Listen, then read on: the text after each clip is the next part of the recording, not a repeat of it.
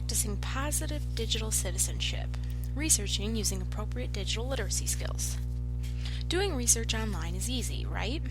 I think the best answer here is that it can be if you know how to research effectively. Frequently, students are asked to complete research under the teacher's assumption that they know exactly what they're doing, and unfortunately, many of them do not. I'm going to go over a few important parts of researching online. For starters, be the master of your domain. There are various web hosts for users to be directed to. Let's go over a few. We begin with .com. This stands for commercial websites, meaning that they are for profit. Next we have .net. This stands for network-related domains, like Netscape.net, which is associated with AOL. Another one is .org, used for nonprofit organization. In general, sites using .org will be better sources to cite for academic use. However, one important detail to consider is that anyone can pay a fee to create a site using any of these three domains. Nevertheless, .com is still the largest. Nearly 50% of websites Google visits uses this domain. Now let's look at a different set of domains, a set that is more official. First, .edu. These sites are for education institutions in the United States.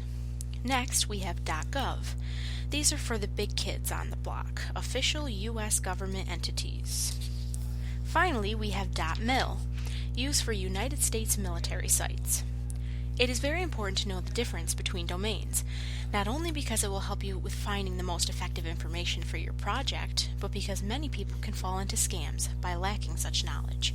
For example, there was a recent scam in which people were trying to scam personal benefit information from veterans by creating a site called My Army Benefits at usmilitarybenefit.org. If the victims were aware that any authentic military site would end in .mil, they would have been less likely to fall for this trick, so always pay attention to the domains you are using. Let's move on to another category, knowing the difference between quoting, paraphrasing, and summarizing. The education website Purdue OWL defines them. Quotations must be identical to the original, using a narrow segment of the source. They must match the source document word for word and must be attributed to the original author. Paraphrasing involves putting a passage from source material into your own words.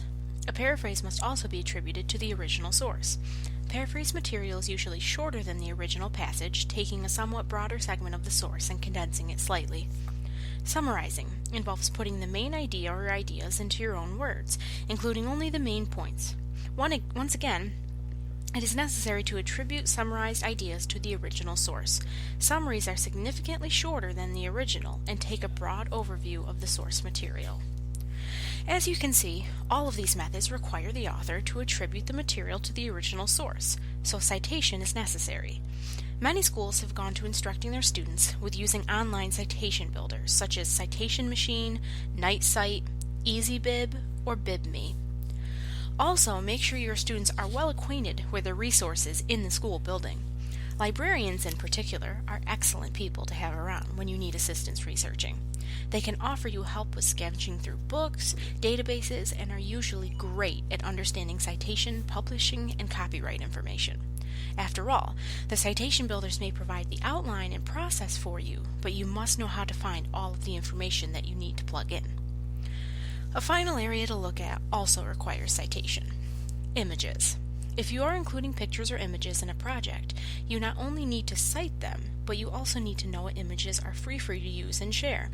These are public domain images. Many websites have legal contracts by which they own certain images. In order to narrow your search for free images, you must go over to the Settings button after you type the word of the image you are looking for. For example, say I'm looking for an image of an American flag to use in my history paper, so I type American flag in my search bar. But now I need to narrow it down to only the pictures that are free for me to use and share. So I go to the right side of my screen and select the Settings icon. Then I select the Advanced Search option. After I get into the Advanced Search page, I can scroll down to the Usage Rights. The default setting on computers is no filter of images, so you want to click on the list and scroll down to Free to Use or Share, and go back to your search to select the image you want to use. And there you have it, a few tips on navigating the internet in order to be an upstanding digital citizen in your research. Thanks for watching.